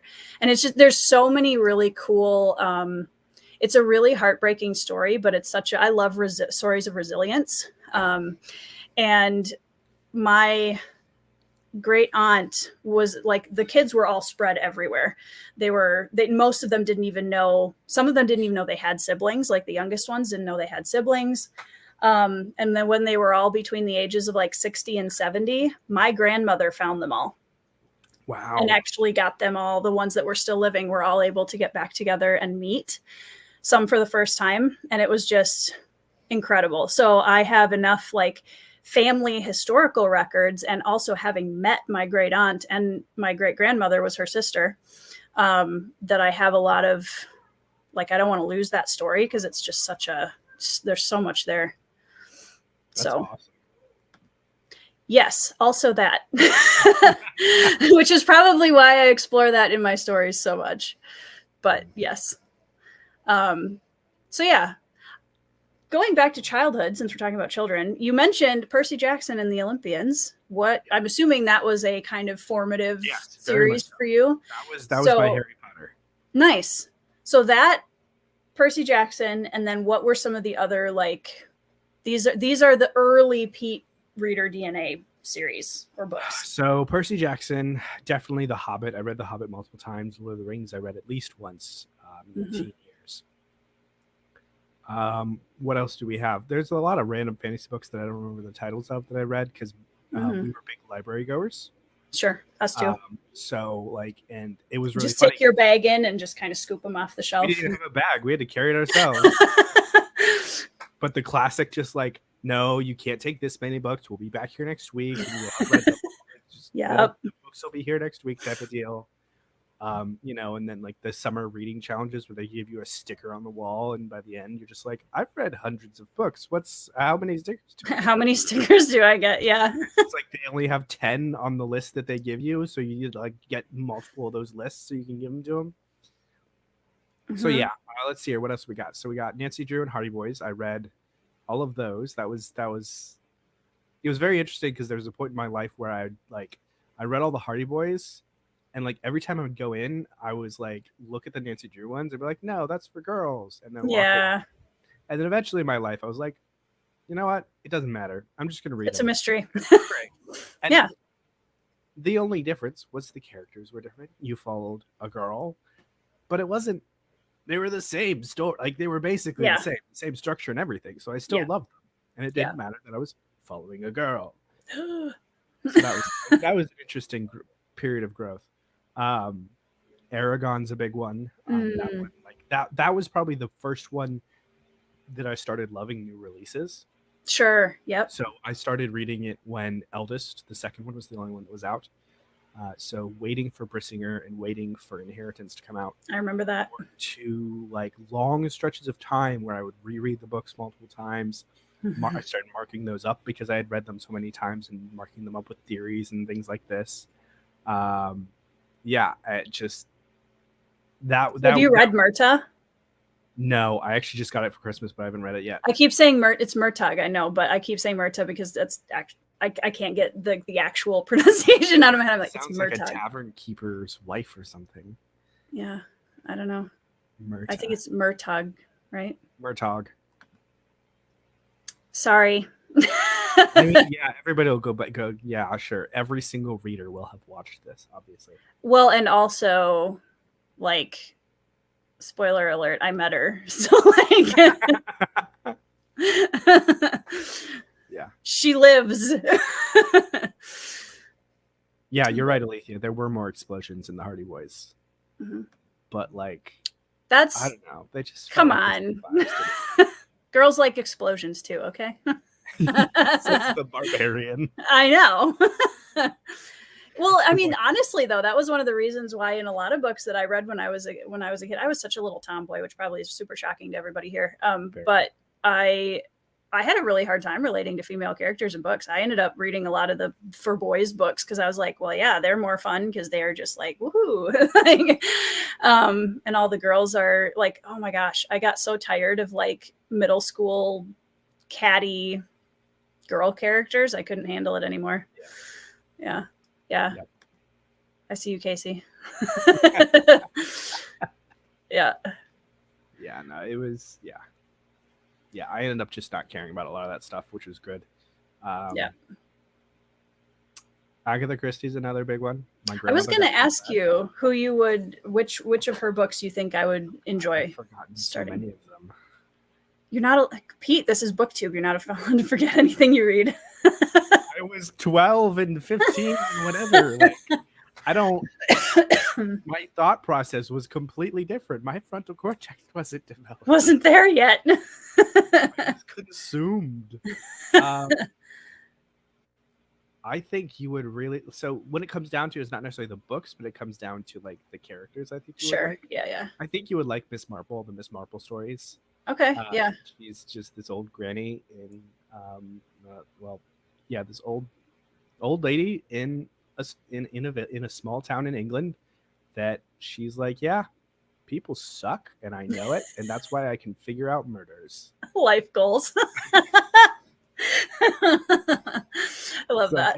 That's, I mean, the way she puts it is completely different, but that's basically what it is. Of course. Yeah. That's the paraphrase. Yeah. Yeah. Andrew Wizard had told me that I should try Death on the Nile too. Mm-hmm. But yeah, I have a couple. I think I have And Then There Were None and Orient Express. There Were None is a really, there's a lot of them that are really unique. Murder of the Orient Express, Murder of Roger Ackroyd, And Then There Were None. Like, Christie was the one who first started experimenting with some crazy things in history. That's why she got so big. Those people were like, wait, you could do that? What's going on? Yeah. So, Sherlock Holmes was definitely in there. Yeah. I am a big Poe fan also. I read some Poe. That wasn't like my formative He's an acquired taste. Yeah. Yeah, a friend of mine that is not a book reader was like, you should go watch The House of Usher on Netflix. And I'm like, I mean, I don't have Netflix, and I probably will eventually, but yeah, it'll be interesting because that a lot of that is based around Poe's work. Yeah. So that's all I know. Like, Mask of the Red Death is my favorite Poe. That's a really underrated story, in my opinion. I don't even know that story. Yeah, it's really good. I actually read it in Intro to Fiction with one of the professors that like was just one of the highlights of the people that I knew during college. And he had us write a fan fiction about, pick a Poe story and write a fan fiction about it. And that was awesome. The one I picked, and I like totally fantasied it up, and it was great fun. That's awesome. I love I love literature professors like that. Yes. Because I had a really fun literature professor we did, was it British? No, it was just I don't remember what type was specific, but it was just great literature. Yeah. And we had a capstone project for the 2 semesters that we did it. It was really fun. The second semester, if you've heard of it's like this gray comedy play called Waiting for Godot. Oh yeah. We performed some of the scenes from that for a capstone. Me and a few other my friends. Who did you play? I don't remember the names. Gosh, I'm really bad with names. Go-Go and Dee Dee are the 2 main ones. I don't remember. I think I might have played one of the main ones. I don't know. Yeah. And then the first year, the first semester was probably my favorite project because it was so weird. So, Jonathan Swift wrote Gulliver's Tales. Do you know something called I can't even remember the name of it. He almost got thrown in jail for it. Crap. It's like an essay that he wrote. It's on the back of my tongue right now. Jonathan Swift, A Modest Proposal. Do you know what that is? Evie was just waiting in the wings to jump in with that. So he's Irish, I think. Yeah, because it was an Irish thing. So his proposal was and this was entirely satire, to solve the problem of too many orphans in Dublin by eating the babies. Okay.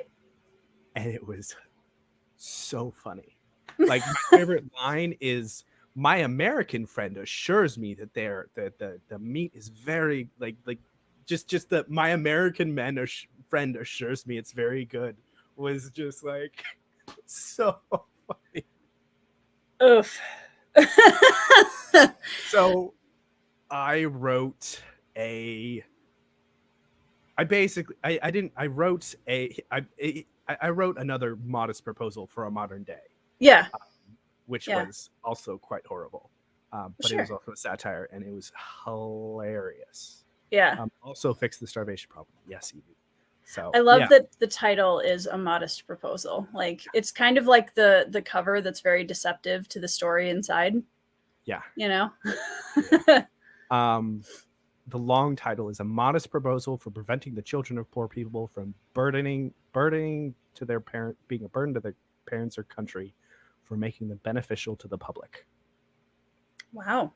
Yeah. Writers are weird. This is satire. It might have almost for sure in jail, but it was fine. I can just imagine the like public response to this. Yeah. Oh my gosh. One of my favorite pieces of satire that I've ever read. I don't know what that says about me, but you know what? This is the stream where we are just like letting people know who we are really behind these screens, you know. At least Hilo wasn't eating any babies, so there's that. Yeah, spoilers. That we know of, anyways. Yeah, I mean, there might be a short story come out later that like him and Mata got together. Yeah, Mata, I could see doing that, right? Yeah. I feel like she has more class than that. That's why she kept it a secret, because it was like the secret cult that she eventually was in charge of. Like, it's a conspiracy. Oh yeah, I had a romantics and Victorians class in college, and yeah, they were something else. My English professor, who taught my intro to fiction and also did like the romantics and Victorians and Brit Lit, he's one of the world's leading experts on Charles Dickens, and like he's just a wealth of information. So going through the Charles Dickens books with him was just, it was so much fun. Like, he had so much information about Dickens's life. Like, we knew way more about Charles Dickens than we ever wanted to. he was an interesting person. But yeah, it was great fun. That's awesome. I think the biggest thing about like teaching literature is you need to love it if you're going to teach it. Oh yeah. Like, it's otherwise, like, you can do decently, but if you really want to fire people's imaginations, loving what you're teaching is like crucial. Oh, he would get so excited about stuff. It was really fun. Like, and he's also, you know, this guy who, Charles Dickens, you know, and then also was the first person to introduce me to Doctor Who. Ooh. So like, he just had this wonderful taste overall in literature and storytelling, and it was great fun. Blink was the first episode I ever watched, and he turned the lights out in the classroom suddenly after the episode was done. And this was a gen ed class, right? So it's like the 3 people that are going on for an English major, and then the sports teams. Okay, that was our class. And it was really funny because one of the volleyball girls was sitting right behind me, and he flicked the lights off, and she just screamed. And when he turned the light back on, she was like, I'm not okay. It was great. Oh, that's amazing. It was pretty fantastic. He was so much fun. I actually just mailed him a copy of Bloodstones this last week because I had reached out to him, and I put them in the acknowledgements. 3 of my 4 English professors are in the acknowledgements for reasons. But I had sent him a copy of it, and I did, you know, Dear Dr. Hannah, thank you, wrote that in the book. And then at the very end of my little notation to him, I did ... Also, don't blink. And that was the end of my note to him in the book. So that was fun. Yeah, no, I feel like I'm a weird Doctor Who fan because I just started, like, I heard Doctor Who was good. So I started at the beginning of New Who with Eccleston's first episode, and I just kept going. Eccleston's still my favorite. Yeah. He's so good. I think I stopped, the first time I watched it, I stopped after Father's Day. And then later I was like, I need to continue with this because this was good. It was depressing, but it was good. Because Father's Day. And then I kept going, and I watched, like, binged the entirety of what was out by then, which was everything through, I think it was, at the time I was watching it, it was Matt Smith's last season. Okay. So right before Capaldi. I keep forgetting that Capaldi is after Matt Smith. I don't know why my brain always puts him in between Tennant and Smith. Yeah, that's weird. I don't know. I've watched a bit of Tennant. I haven't watched much Matt Smith. I've seen, Matt I think. Smith is my favorite. Okay. Like he's that man is my spirit animal. That's cool. I mean, if you're gonna have one, Matt Smith is pretty decent one to pick. Yeah. Oh, Stitch is my spirit animal. I literally have a collection of Stitch t-shirts in my closet. Yeah, I would like to continue Doctor Who at some point because I've seen all of Eccleston's, most of Tennant's, and that's kind of where I fell off. I saw a couple episodes of Matt Smith, but Tennant, I like Tennant, but he's like everyone's favorite, and I think he was overhyped before I watched it, and then I was like, okay, he's good, but like I liked Eccleston better personally, which is not a very popular opinion, but Ryan, I wasn't gonna say anything, but you raise a good point, Ryan. That's right. Look, it's Matt Smith as the Doctor, not Matt Smith in general. Not every Matt Smith ever. All of the iterations of Matt Smith. Yeah. I saw him in something else Capaldi, too. Though. Yeah. Because I remember watching, like, I think it was Hellbent and Heaven Sent from Capaldi's era, which people have said were really good. And I was like, these are okay. But yeah. I think a lot of Capaldi, like, with me having Clara as a companion, I don't know. I just felt like I always wanted more from her. And I don't know why. Yeah. Yeah, I think that's a good point. Yeah, that's a very good point. I mean, his personality is just infectious anyways. Yeah. Like in everything I've seen him in with interviews and clips and everything, he's just, yeah. And he does have a good range unless he's trying to say oon. It's like Benedict Cumberbatch trying to say penguin. Yeah. You know about that one episode that they made because of that? Martha's first episode. He can't say oon without reverting to his Scottish accent. So he had to so it's the Jadoon on the moon, and there's like a few more. There's like 3 more oons or 2 more oons that can be in that sentence. But they wanted to make him say oon as many times as possible in one episode. That's so mean. It's so funny. Yeah, I should go back and watch that. Yeah, Penguin. And I love that it's immortalized in a National Geographic documentary of him narrating it, and he says penguin differently every single time. It's great. Yeah. Britton, the Agatha Christie episode was amazing, Britton. Like, oh, I love that episode because I love Agatha Christie, and also, like, it's a really good episode because Donna and Tennant are great together. So, yeah, I don't know if I mean, I'm sure Eccleston was partially my favorite just because he was, everybody talks about the first Doctor is often like, the one that makes the biggest impact. And for sure, I really liked his energy a lot, and just, he was great. Yeah. But he was number 9. Yeah, that's right. Yep. Yeah. I knew it was either 9 or 10. Yeah. Can you tell I'm a major fan? I don't know. Brian, it's because I grew up on Agatha Christie. Like, that's like a really big part of, like, my aunt grandmother got me into her, and she would like send me Agatha Christie books, and I read a ton of them when I was younger. And I really loved that particular episode of Doctor Who like delved into the missing 10 days. Like it was based on something real happening. Like, so Agatha Christie, when she was in the middle of her divorce, which I don't remember if she was in process of divorce or she was about to divorce her first husband, she disappeared off the planet for 10 days and showed up like 50 or 60 miles away in England, which is a while for being in England. Yeah. And to this day, nobody knows what happened. And Doctor Who was like, bet we'll make an episode of that. Give me a minute. Yeah, we got you. Yeah. Well, that's where historical fiction can be really fun because you can see all those mystery. Like, my husband Ben is really big into that, and he found the lost colony of Roanoke from early American, like our early American history, and was writing a story about that was really cool and had a lot of like fantasy elements, and it was cool. Yeah, that's awesome. Yeah. Yes, I do have a personal connection.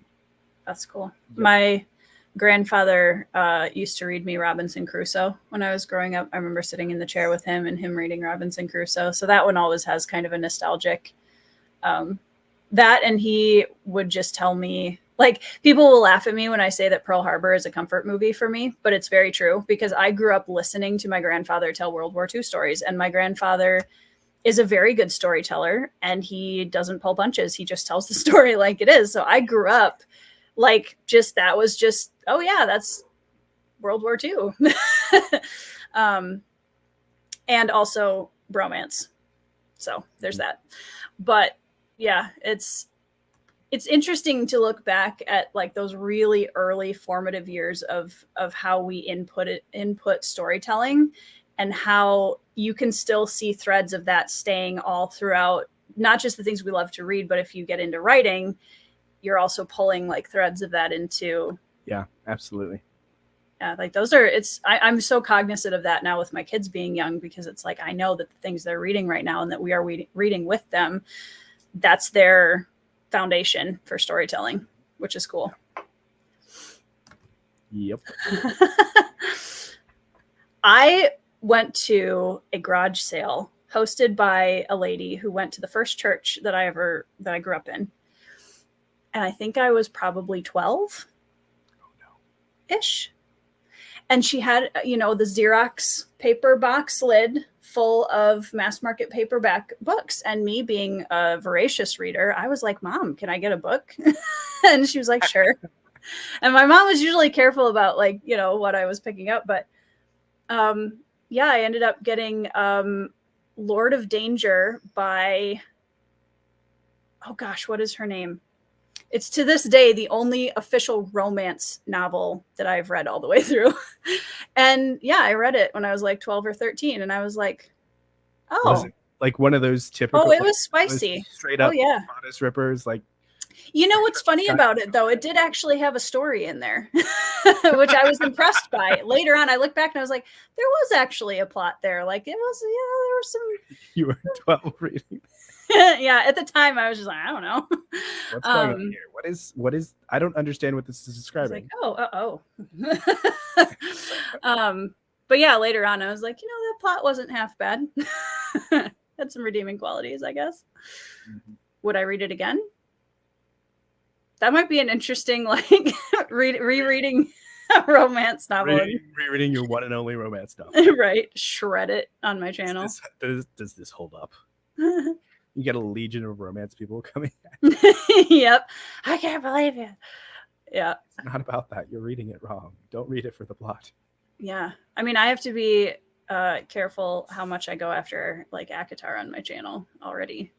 But why? So, I mean, I'm trying to be nice. I'm not trying to be a barbarian all the time. I do wonder if I need to go back and look at like the comments on Alan's ACOTAR vlog. Oh.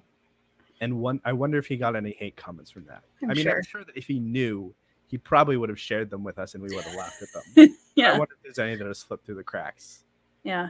I will say that Alan's reading vlog for A Court of Thorns and Roses is by far, like, I'm glad I read them, if nothing else, than to watch Alan's vlog. That was like the highlight of my ACOTAR experience. Read it anymore. It's great. It's so good. Oh, I love that thing. That was beautiful. That was a beautiful vlog. That's still to this day probably my favorite reading vlog of all time. Yeah, absolutely. Yeah. I read all 3 of the first ones because a friend of mine at the time was like, Tori, these are my favorite books. They're incredible. You need to read them. Nice. And I was like, okay. So I read them, and they were, I will say they were incredibly bingeable. I think I partially finished the trilogy just because I was like, okay, that, like, at some point, right? Like, no. Yeah. So I think in college, this sounds like a college story based on my vibes. I read most of the Throne of Glass series. Okay. back when I was in college, when I was ripping books offline, and just grabbing, like searching, read free, blah, blah, blah. Call the police. DNF'd a lot of different series that way because just in college. Mm-hmm.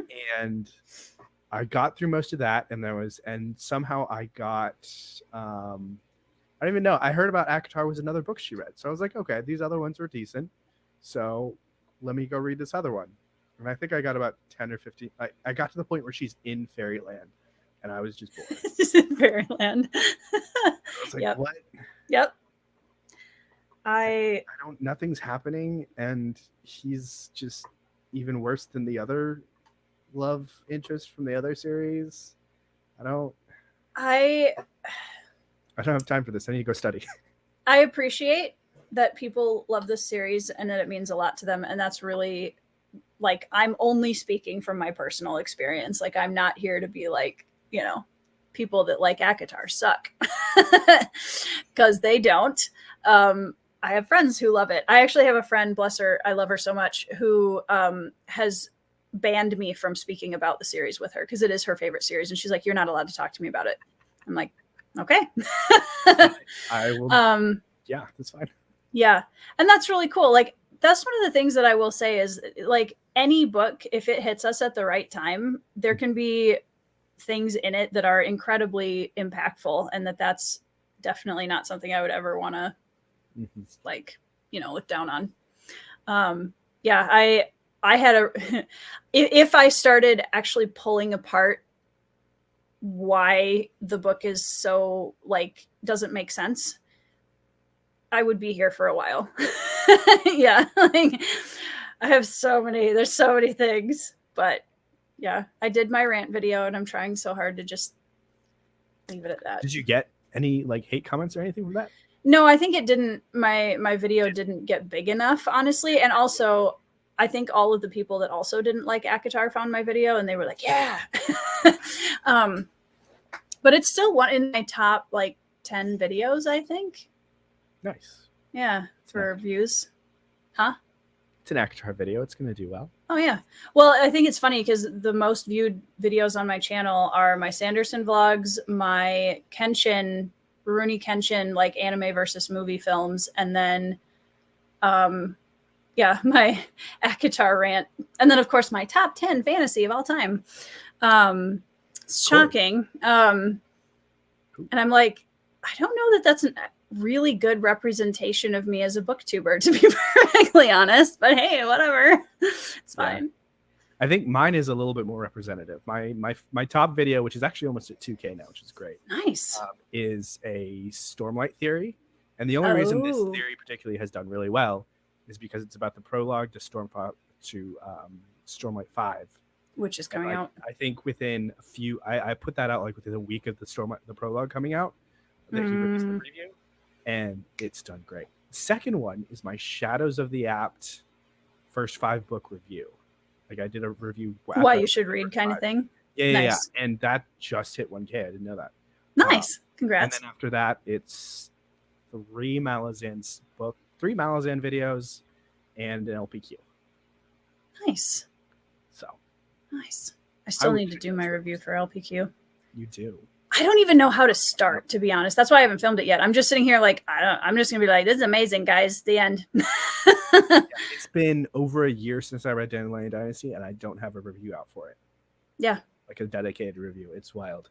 Partially because I've been filming videos. Like, I actually have two Dandelion Dynasty videos filmed that I need to edit, but I need to do the wrap-up video first that has an hour and a half of film that I need to go through. Yeah. Yay, editing. Editing. Hate it. Not only is it wild to edit, but also I'm getting back into editing. So I'm just like remembering things that I'm like, oh my gosh, this is a while. And I'm yeah. So review is coming. I just got to get editing done. Review for LPQ is coming when I figure out that I have something to say other than amazeballs. Go read it. I think talking will help. Yeah. Which when I don't even have my schedule out right now. When are we doing that again? Oh yeah, February 3rd. Yeah, February 3rd. That's the thing, guys. Go I don't know whose channels we're doing it on, but no, we're doing it on Tori's. We should do it on Tori's. Mine, I think. Yes. It should be yours. I will be there. Yeah, it's gonna be me, you, Alan, and Anitha. And yes, and we're having a just big old chat about LPQ. It's gonna be great. Pete Disco episode. Darth Gas. Oh, hey Brian, you're the official like discofier of booktubers. I feel like you need to do another round of disco booktubers, because I did not know that I needed to see myself in disco getup photoshopped ever. I didn't know that, and I did, and that was great. That was a great experience. Yeah, he said Pete Disco, and I was like, does he want me to do a review of Disco Elysium? Which is like, like wait, did he? How did he know that I played? I think you need to push your glasses up a little bit, Pete. Yeah. Disco, amazing game, by the way. Lots of reading. Very political. I can't imagine why you would enjoy that. No, like political in modern day political, actually. Yeah, like there's like communism and neoliberalism and all this other jazz that's explored in it. That sounds really like good. It's depressing. It's about a cop investigating. I believe that. It's about an alcoholic cop. And nice. You can take drugs and so Sam Vimes, essentially. No, he's not okay. Sam Vimes by any means. Okay. That's the thing. See, now Sam Vimes is my standard for drunk alcoholic cops. Cop. Yeah. I mean, there's a little bit of DNA considering how much he explores like different. You can explore different political compass thingamajiggers, even though it's not explicitly told that you're exploring that. But you can be a sad cop. You can be an art cop. You can be a what is it called, end of the world cop, because you just go around telling people it's the end of the world. It's hilarious, and it's so depressing. I love that combo. Yeah, it's hilarious and depressing. Like I don't know. You might as well laugh while you're being depressed. It's a combo that I really enjoy. Like going back to like Modest Proposal and then some of Tchaikovsky's stuff as well. Yeah. So House of Open Wounds, really, really dark. It's about a battlefield hospital. It's so dark, but Tchaikovsky, that like he said this in interviews before, but the darker he gets, the funnier he gets too. Like he just inputs. It's a coping mechanism, I think. Yeah. The darkness combined with something either light and happy in a contradiction, or combined with that humor, is something that really appeals to me. Specifically, just like almost contradictory things. Like one of my favorite bands is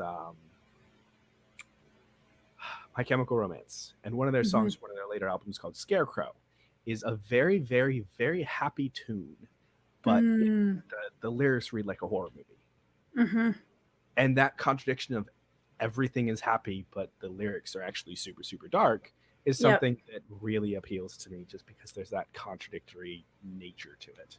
Yeah, I really like that contradiction too. I think like I'm weird in the sense that sometimes I'll find this. Yeah, right. That's why I hang out with you people, because I'm not weird here. You're normal. But there was I remember finding this like really dark minor key sea shanty with this child singing this like lullaby, but it's super like just haunting and creepy, and I was so excited about it, and I played it for Ben, and I was like, Ben, this is so cool. And Ben was like, this is creepy. And I was like, but it's cool.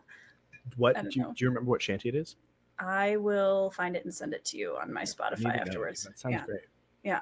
I will see if I can find it. Sea shanties in general are amazing. Oh yeah. Have you heard Sail North, Tale of the Shadow? I don't know names. Well, you should add it to your playlist and listen to it later, because I had it on repeat for about 3 weeks last year.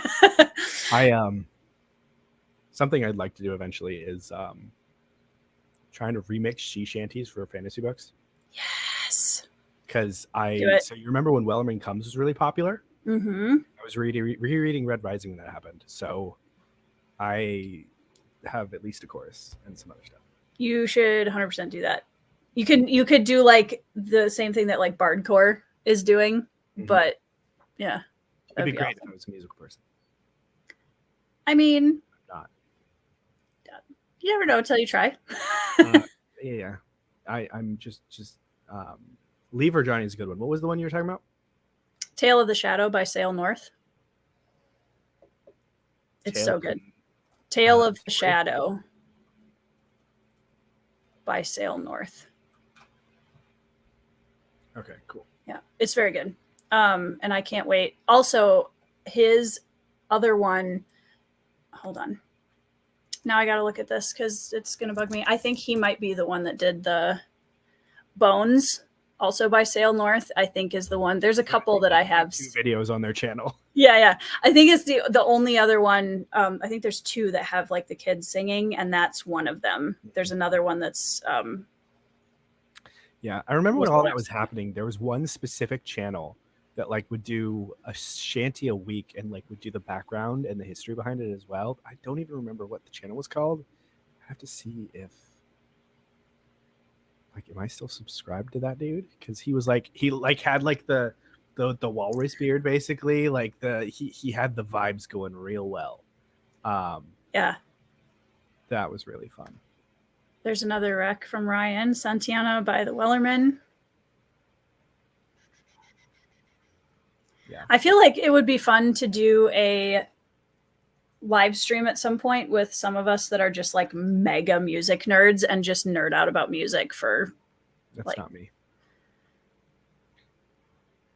No, I am not a nerd about music. I am a... Really? I do not play any instruments. Pete. My brother. You fooled me completely. I don't know anything about music. I just like listening to it because it sounds good. All right. I mean, me too. Exactly. I have friends that are music nerds. I picked up a guitar once. Okay, well, fine. I am excluding you from...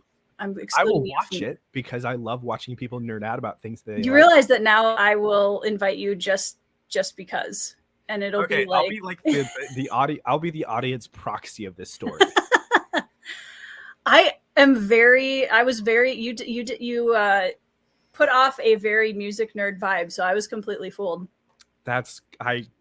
Cool. I'm a lot of vibes. That's all I am. I'm vibes and whatever else is going on. No thoughts, just vibes. That's you came up with that. Yeah, that's me. Political fantasy and vibes.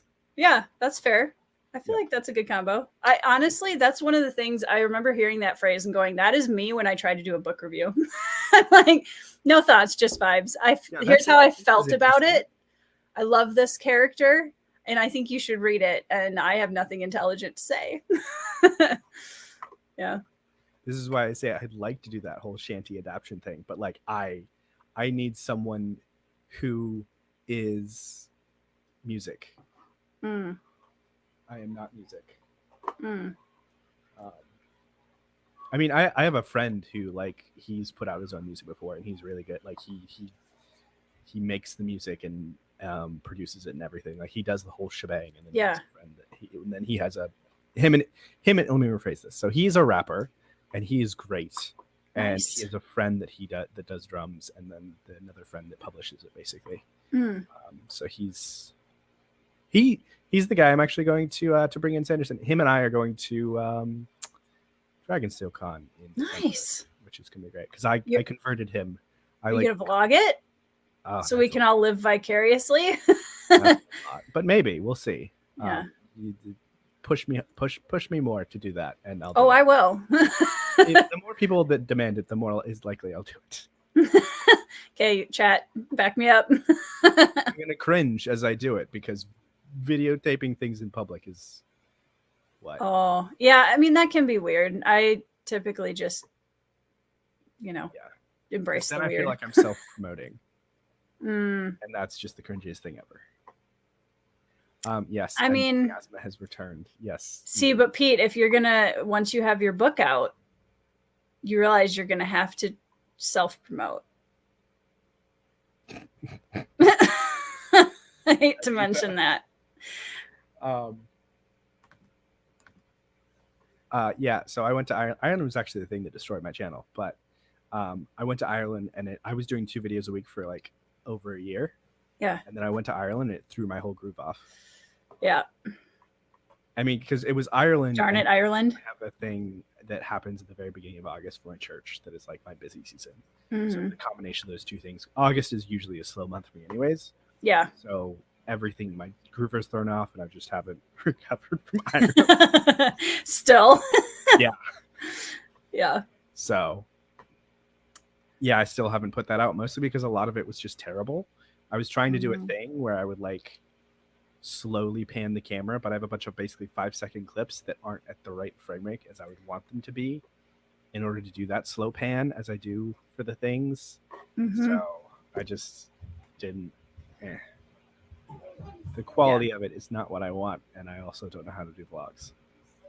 Because it wasn't a lot of me talking. It was just me, like, I was figuring I was going to talk after it, so I took a lot of just clips. Silent clips, yeah. Well, they're not silent because there's noise otherwise, but sure. I didn't talk. Yeah. Vlogs are, those were a type of video that I had a little bit of a hurdle to get used to. Yeah. I feel like I'm better at them now, but the problem with vlogs is I do not show my children in any of my vlogs for the most part, as much as possible, because there are a lot of creeps on the internet. And so I'm like, my kids are around me all day, every day. So it is really difficult for me to get like, there's a lot of clips from my Greenbone Saga vlogs where I'm like sitting in the bathroom against the cupboards with the door shut and like, okay, guys, like, here's my 30 seconds of thoughts. Yep. Yeah. That's awesome. Yeah. Yeah. There's a whole inside story to, you were with. I was patient 0. I see. There was somebody else locked up with you though. Kyle and yes. Fantasy Wash. Yes. Because I was talking to Alan on the Discord sprints late at night, and I was doing my classic "let's spin Alan up" routine. So you got put in timeout. Yeah. So I was like, Alan, do you know Sanderson's basically making his own Disney World, right? And it just evolved from there, talking about like that's where that came from. Yeah, and that's that. Like, and then the next day he was just ranting about Sanderson and let Fantasy Wash and read by Kyle got caught. The crossfire. The crossfire. Oh no! And it's continued. It's hilarious. And then I became Landlord Pete because evidently I have all the money in the world. It was K Fox was there. There are a lot of very entertaining things that happen in the back rooms of Alan's Discord. Yep. Good things too. Like, it's always, get to keep track of Christina a little bit. That sounded weird. We get updates on Christina. Yeah, we get how she's keeping Alan in line throughout all this thing. She deserves an award, truly. She really does. She does. She does so much. She's awesome. Yep. And the saga of figuring out the name was actually was a fun experience. That was also funny. Yeah. We're always going to call him Archimedes, but Well, yeah. Yeah. Alan probably will too, honestly. Yeah. Anithia is right. I did egg him on with Sanderson and just kept saying things. I can't imagine you doing that. No, not at all. No. You realize that you are antagonizing the Discord owner, like literally the week after I made you a moderator on mine, right? Like, are you going to have to go on some kind of a blacklist here or what? Mean, the funniest thing is because of the miasma, I also became a mod in Alan's Discord. Wow. So you should just rebel more often, honestly. Absolutely. Yeah. You're just gaining more power by doing this. Make me a king because he'll think I was the king all along. I feel like that's what his channel kind of is, though. Yeah, that's what it is. I still say that he should like put his gaming streams on a separate channel, but he doesn't want to do that. Like, it's too much work. The brand. It is a lot of work, but also like, I don't know, the business side of me is like, you get more views, just make it like Dungeons of Alexandria. It's a really, really easy. Oh yeah. Like, that's link it. Yeah. It'd be easy. Like, having of in your name is very like an of specific brand is a really good, easy brand to branch out in. When I was thinking about doing or still am, but when I was trying to decide, when I was thinking about doing a second channel so I could talk about anime, manga, and K-dramas, because I know that there is some overlap, but I didn't know how that was gonna affect my current audience. And I'm not sure if I'm gonna just try that or if I'm gonna try a separate channel. But I have kind of limited, like, what am I going to call it though? Because if you're just like, I can't put K-dramas, anime, and manga all in the title because that would be really annoying. So I've been percolating on that for like 3 months. I have no idea. Yeah. So, but yeah. Yeah, you can't just do one. No, because if I just say like Tori talks K-dramas, well, that's not the only thing I'm going to be talking about. So yeah, you need some other like word after that. Probably anime or manga, because that's going to be the more like. I mean, if you really want to go.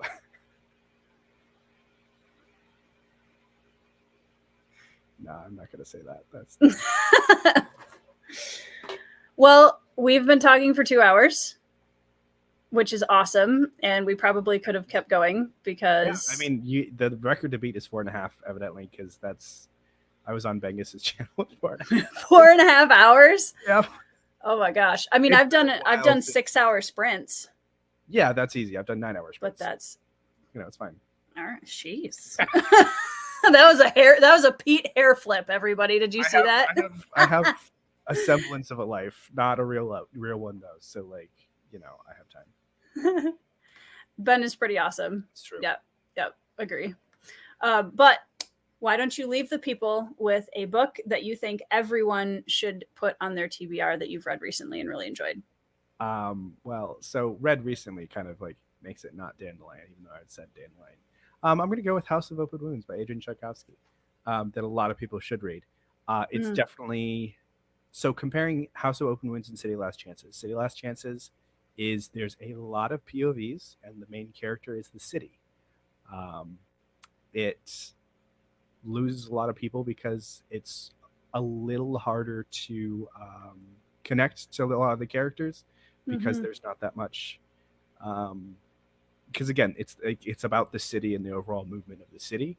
There are later on in the book that kind of narrows it down to a couple of characters. Okay. But again, that takes some time to get to. So right. So that's what I've seen a lot of people lose it. Like Ryan. House of Open Wounds, however, is not as grand in scale. Instead of being about a city, it's about a tent. Which is an experimental hospital battalion or experimental hospital division in an army.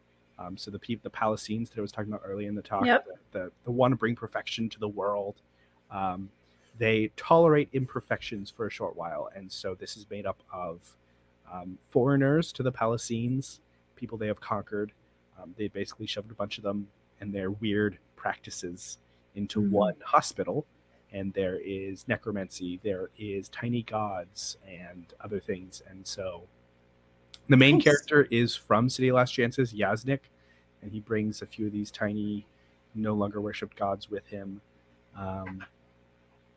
Really good, really just beautiful, talking about I don't know, it's hard to say what it talks about. Besides, like, it talks about the horrors of war, absolutely, because like like the chapters where they're really like delving into, hey, this is what war is like, are called hell, like literally just hell : whatever. And it's a vibe. It's a really vibe. Like if you vibe with the title House of Open Wounds, probably vibe with the book. Nice. And it's more than just like hospital wounds that are the open wounds, because a lot of them are about it's a lot about the trauma of the few people that are in this the main players in this hospital as well. Yeah. So, I'm excited to read more Tchaikovsky. I have Elder Race on my shelf. Oh my gosh, I'm pretty sure you're gonna love Elder Race. That's one of the ones that's been recommended to me. That one and Guns of the Dawn are probably the two I'll read of his next. If you love Kaladin, you're gonna love Elder Race. And it's not that Kaladin is the main character. It's about the way that Tchaikovsky treats depression in Elder Race. Amazing. Yeah, I mean, I really enjoy books that write mental health in a way that's like really interesting and compelling, and it doesn't just turn it into a, gimmick. I'm which really excited to talk to you about Elder Race when you're done. Okay. Yeah, that one's up. Like when I need a palate cleanser, do it. That's on my very high TBR right now. So good. Anita wants you to listen. Yes, I know. I'm also going to read Guns of the Dawn this year. Amazing. I'm excited. I'm gonna read it. Yeah, I'm like cleaning out a lot of my backlist with Tchaikovsky this year because we have Final Architecture in the first 3 months. Everybody go to Alan's Discord and read this because Anita started, so a bunch of us are starting on Monday. She told me about that. Yeah, and now that the kill order has been lifted, I also have Doors of Eden, Cage of Souls, the last 2, the Children of books, Ruin in Memory that I have to do, Dogs of War, and then Echoes of the Fall. And all amongst all this, Evie and a few other people are doing a Shadows of the App read along. Nice. Which I have all, whatever.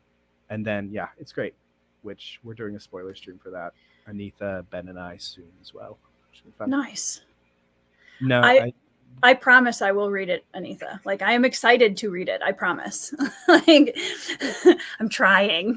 Yeah. Guns of the Dawn was really good. I really.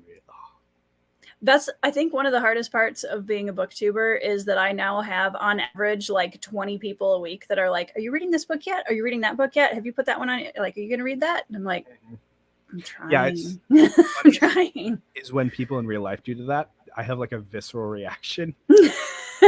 I've had my mom like be like, I want to see a booktube video on this. And I'm like, please don't. Please. I'm sorry. Please. Just let me. I'm trying to read. I'm trying to read a lot of books. Please don't expect this from me because you're not going to get it because that's going to pressure me. And it's just not going to happen. Yeah. I do struggle. Like, I get excited to read books that my friends are really excited about. Yeah. And at the same time, like, if it's sometimes I then start to feel the pressure enough that I start not wanting to read it as much, which I'm not saying Anita's doing. I still really want to read Guns of the Dawn, so that's not in danger. But like, it is that pressure is a weird. It's like all of a sudden, like, well, do I don't, but now you're making me not want to read it because it's just like, read it. Is it this Sunday? Yes, it is this Sunday. It is this Sunday, Anita. It is this Sunday, indeed. Just couldn't remember. Nice. I had to look at my calendar. Nice. Yeah, I have a planner. I have to write everything down immediately because otherwise I will forget. February 3rd is in my planner. It's in my schedule, so I'm good. Cool. Yeah. Well, thank you so much to the chat for hanging out with us and pestering us both and asking awesome questions. I appreciate you all. Pete, thank you for spending your Friday evening over here on my channel. It's been a long time coming. Yeah. But yeah, this January has been really fun because I was like, all right, moving into 2024, I'm going to have some friends on. We're going to do some relaxing Motley Crews and it's going to be a great time. So I appreciate you being part of that. Yeah, I appreciate the invite. Oh yeah. I love sitting down. Like this is like the essence of what I enjoy about booktube. It's like about just sitting down and talking to a bunch of people. I don't know. Over the last year, there was a little bit of insecurity on my part of just like, can I actually talk for a couple hours with people? Oh yeah. We did it. Yeah. We did it. Yay. Also, for everybody in the comment section who isn't or watching the replay who isn't subscribed to Pete's channel, please go down in the description box below. There is a link to Pete's channel. It's awesome. You should check it out and pressure him to make more videos because he loves pressure. But also, Pete is literally 14 subscribers away from 1,000. So that's drop a subscription. Yeah. And let's get him to 1,000 because he's so close. I'll have to make videos then. Yeah. Well, yeah. That's like you've gone beyond the point of no return. After what's really going to happen is I hit 1,000. YouTube's like, you haven't made videos in a while. I'm going to take away like 50 of these. Right. I haven't been watching video videos. You've been making them. So let's. Yeah. That's why I never announce like new milestones until I'm a little bit past it. Cause I'm like, it's always the thing where you get to like 1,000 or 2,000 or whatever it is. And you sit between like 2002 and like 1,997 for like 3 weeks. You're just sitting there like, it's great. So, but anyways, thank you all for joining us. Pete, thank you again. And we will talk again soon. See you all in the next video. Bye, everybody. Bye.